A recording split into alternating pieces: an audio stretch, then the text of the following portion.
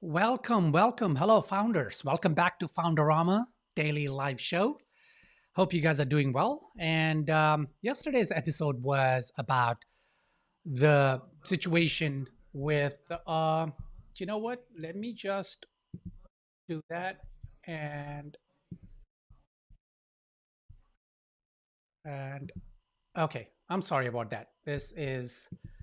Yeah, I need to be careful with the videos. So I got my LinkedIn and YouTube windows open so I can see any comments that are coming in, but I forgot to mute those. But so yesterday episode was about SVB and the collapse and, a few different kind of strategies on what you as a founder, a startup founder, can do to make sure that you mitigate the risk of your funds, right? So if your funds are put into an account, what to do, and a few other things. So today, those things are going on, and I think lots of startups have access to their funds, so that's all good news. So today's topic is more generic. I wanted to talk a little bit about the art of niche marketing, right? So how do you target a specific set of audience for your startup? And I will jump straight into the presentation. All right. So the art of niche marketing, how to target a specific audience for your startup. Why do you want to target a specific audience? Because it is not a good idea to try and target everyone, right? Or to try and serve everyone.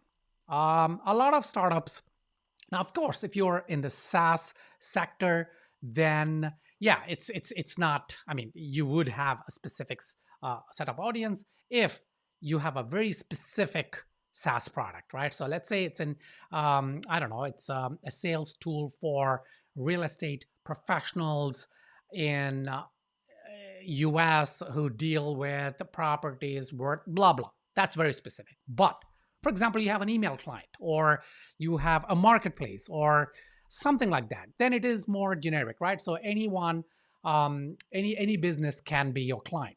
And if you're not even in the SaaS and you're just something else, then it's even more important that you think through this concept of niche versus generic, because niche is the way to go. Generic is never good. But anyway, let's talk more about it. First, the first thing you need to do with niche marketing is understanding your target audience, right? This is the first step. Your target audience is the group of people who are most likely to benefit from your product or service. Now, yes, duh, it's you already know that, but I wanted to highlight here the group of people who are most likely to benefit from your product or service. So it's benefiting, not just using, but benefiting. There's a subtle difference, but that subtle difference can sometimes be really huge difference, right? So you got to think through this, and you got to understand that just because someone uses your product or likely will use your product doesn't mean they would benefit from your product. Of course, it's arguable, right? You could say if someone is using, they would only use it if they're going to benefit from the product. Yes and no. So it's maybe another day we can go into details of that. But this is the first thing you need to understand. Who is going to benefit the most from your product, right? You got to ask a set of questions. Who is my ideal customer? What are their pain points? What are their interests and values? Where do they spend their time online and offline? So these are questions that come under psychographics, right? So usually people just look at demographics. When they're looking at their target audience, they look at demographics, which is okay, which is required. But you also have to look at the psychographics of your audience. And psychographics dwells a lot into the pain points, their interests and their values. And those have to align with your product, your brand's core values, things like that. And or vice versa. Once you have a clear understanding of your target audience, you can create buyer personas. Now, buyer personas are fictional characters that represent your ideal customers. They can help you tailor your marketing strategies and messaging to meet the needs of your target audience. And actually, buyer personas very important. And when you're creating buyer personas, one of the most important tools is archetypes, right? So customer archetypes. And I wrote a series of articles. I created a series of videos, YouTube videos, ages ago on this topic. Let me show you what they are. Now, I wrote this massive article with sub articles on our Spellbrand agency website.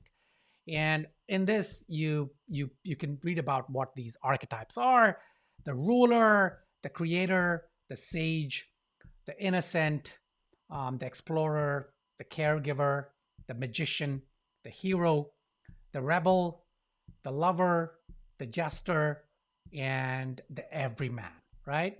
And all these are like you can go into each one of these, and I've written a complete detailed kind of, the strengths, the weaknesses, some example brands.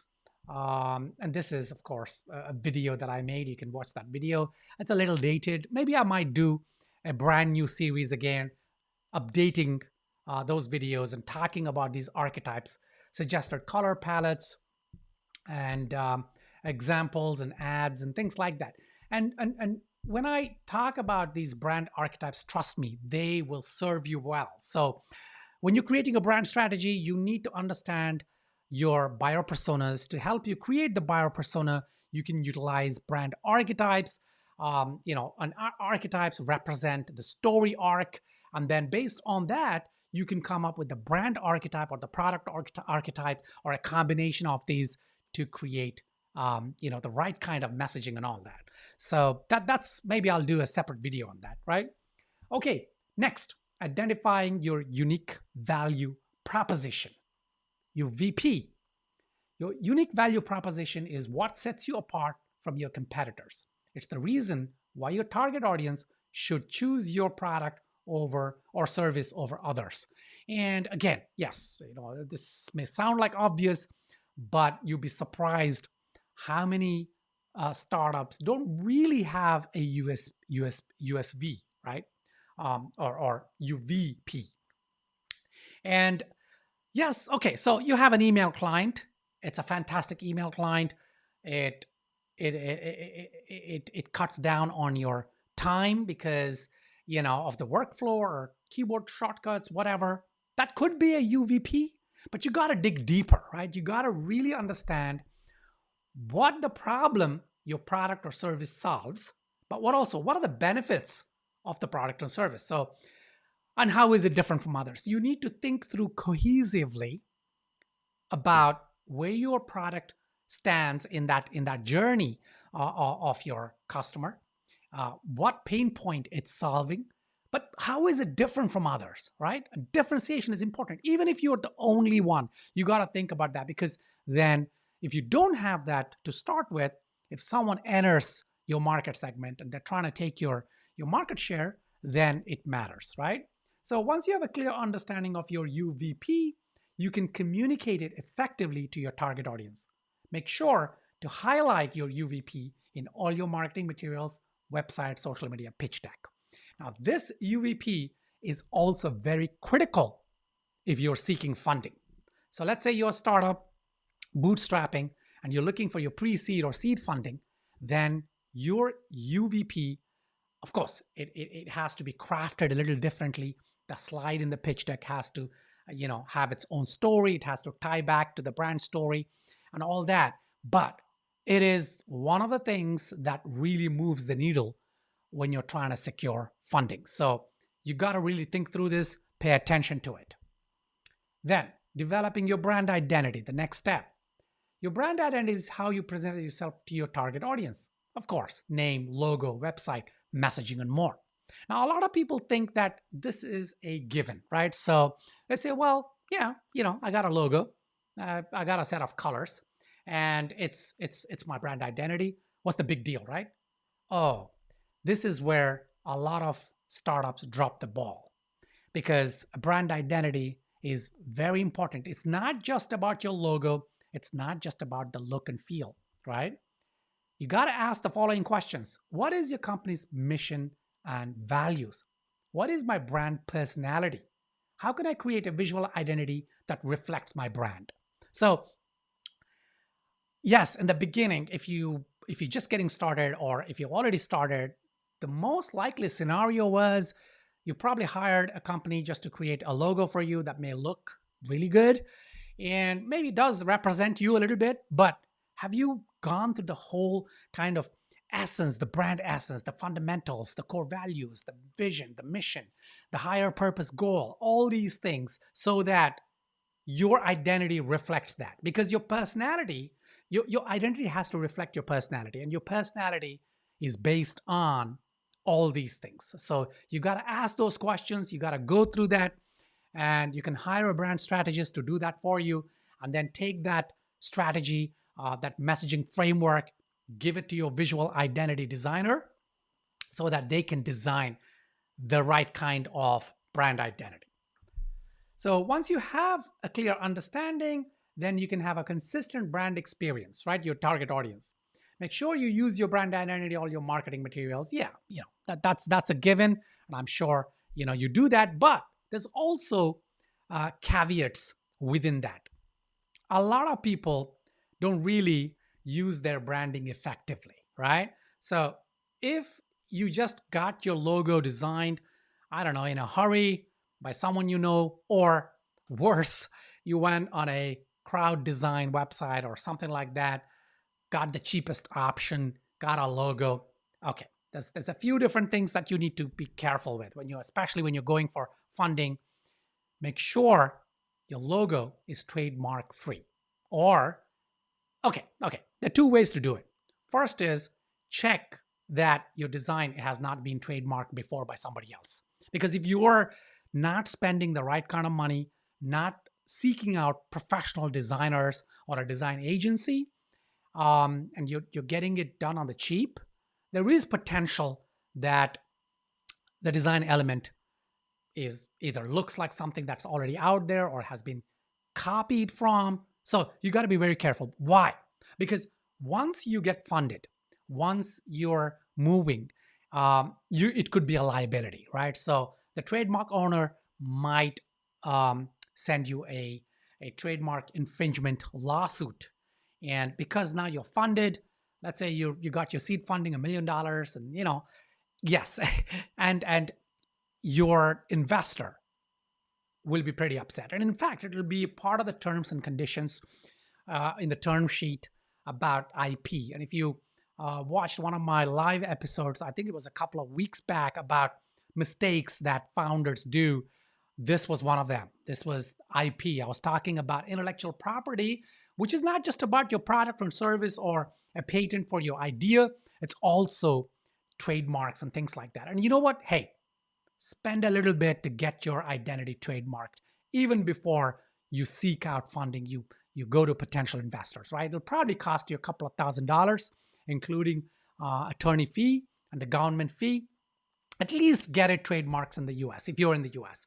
If you're in the UK, with the UK patent and trademark office, right? So just make sure that you have that covered. Okay, crafting your messaging. Your messaging is how you communicate your UVP to your target audience. So this is sequential, right? So you got your UVP, you got your brand, the core essence, the brand values and all that, your brand strategy, positioning, and then you craft your message. Your message is based on all these different steps. Ask yourself these questions. How can I communicate my UVP in a clear and concise way? How can I make my messaging resonate with my target audience? Do not confuse your brand messaging with sales messaging, right? So sales messaging is a part of your brand messaging, but it's not the only thing. A lot of startup founders confuse that, and they think their sales messaging is their corporate messaging or their brand messaging, but they're two different things. And if you're seeking out funding, then your brand messaging is very important. Don't worry about your sales messaging. But if you're already there, you got funding, you're trying to grow and scale, then of course your sales messaging also plays an important part. Once you have a clear understanding of your messaging, then you can create content that really resonates with your target audience. Because look, and this goes back to the previous slide where you're creating your brand, your buyer personas, right? And you're using archetypes. Because when you use archetypes, right, your customer archetype, then your brand archetype is based on that. And your messaging is based on your archetype. Because that determines your personality. These are all connected. These are all interlinked. And so it's very important that you do all those steps to have good messaging. And I've created a ton of videos on this, and I'll probably link them here later on. And I might actually do a live episode just about this, an updated one, because the videos that I did in the past, I think they're a little aged. They're probably a couple of years old. Maybe it's time to do this. Okay, then you gotta leverage social media for niche marketing, right?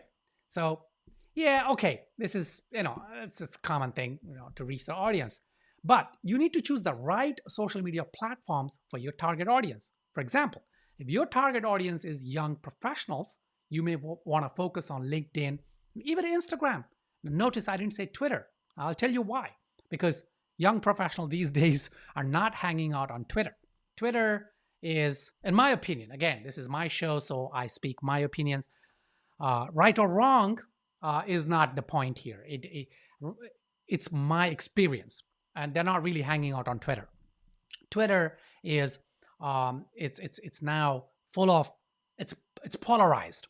It's either guys and gals who are, yes, they're young, but they're not really professional. They're they're not using Twitter for professional purposes, right? It's conscious stream.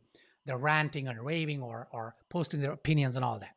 Or, and of course, this is not just young people, but throughout the spectrum. Or it is, guys like me, or, 40, 50, 60, 70, 80 years old, who are actually trying to create a change, and they're using Twitter to facilitate that.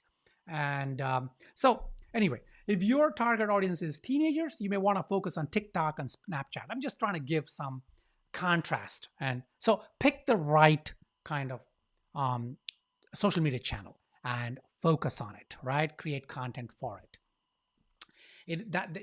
You have to be very consistent on these social media channels. Your brand has to be represented consistently. Yeah, and look, the two ways that these social media channels can be used by startups, right? And we'll talk about the scenarios. The first is, of course, if you're seeking funding, then you need to create a footprint on social media so that when you seek out funding and you go to investors, they're going to check out your social media channels. That's for sure.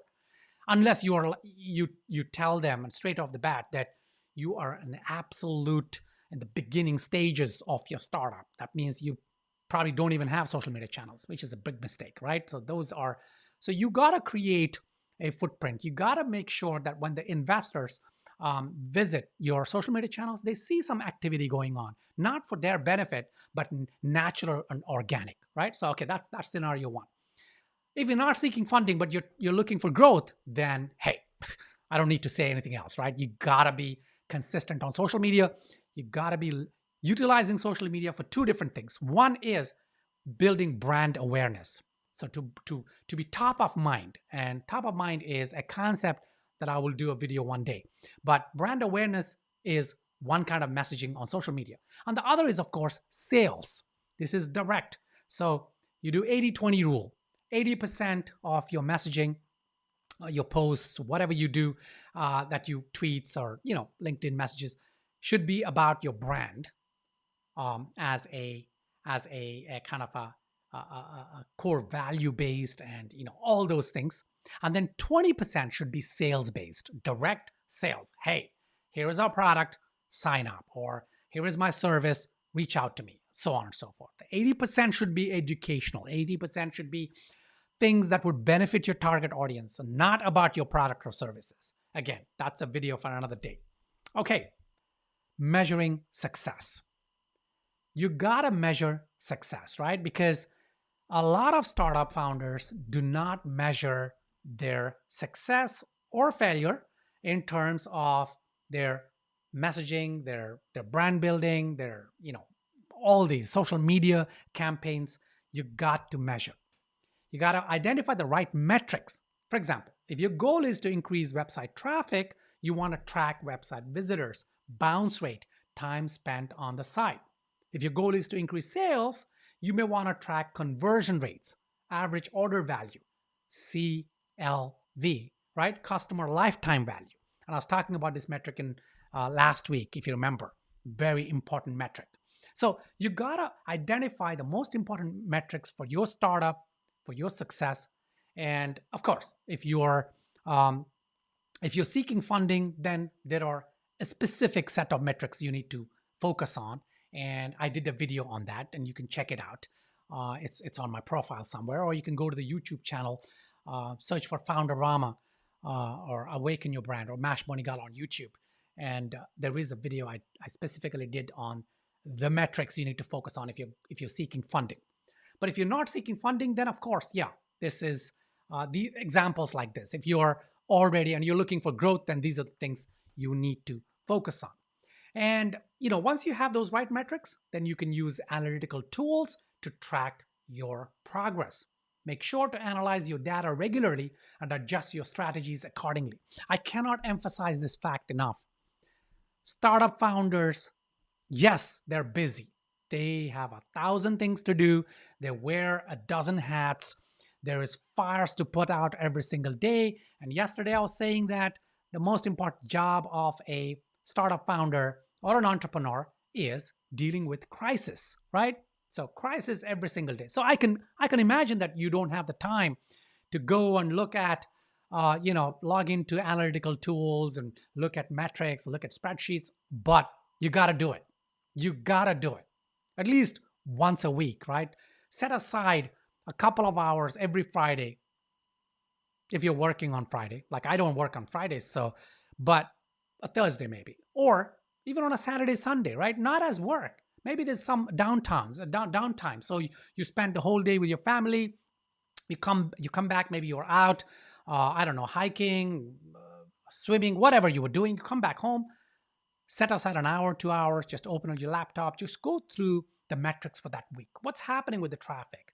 What's happening with your sales? What's happening with this? What's happening with that? Yeah. Okay. So let's try and conclude this.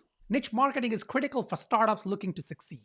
By understanding your target audience, identifying your unique value proposition, developing your brand identity, crafting your messaging, leveraging social media, and measuring success, you can increase your chance of success, right? Remember, a targeted approach is always better than a broad one.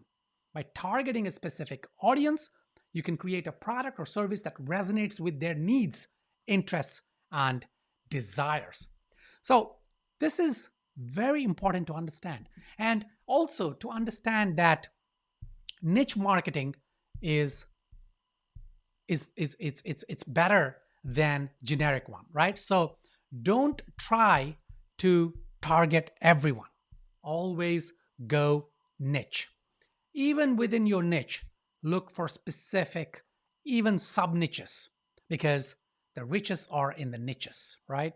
And I will do a specific live episode one day to talk about the importance of niche and how to really make money with focusing on niches and all that. All right. So looks like there's no questions today, but that's okay because this is a topic that it's pretty straightforward, right? It's not really complicated or it's not rocket science, but it is a topic that a lot of startup founders I wouldn't say ignore, but rather skip because it's duh. So I wanted to talk about it. And in my experience, I work with founders day in and day out. I advise them, and this is one of the things, niching down. And I always have this struggle to try and I wouldn't say convince them, but bring them to the understanding where niching down and A lot of startup founders, they're afraid. They say, "Oh, Mash, but if we aren't we leaving money on the table? Aren't we? If we only focus on this particular niche segment of target audience, what about the others? On they're not going to buy from us." And I say, you know what? By targeting everyone, you're targeting no one, right? They're not going to buy from you anyway. In fact, if your message is meant for everyone, it's not going to be effective and your sales will drop, right? Or you will not have the kind of sales that you need. By focusing, you will have better sales. Anyway, like I said, that's topic for another day. If you have questions on this, hit me up on LinkedIn, send me a message, or hit me up on Twitter, send me a message there. And till tomorrow, go forth and prosper. Take care, guys.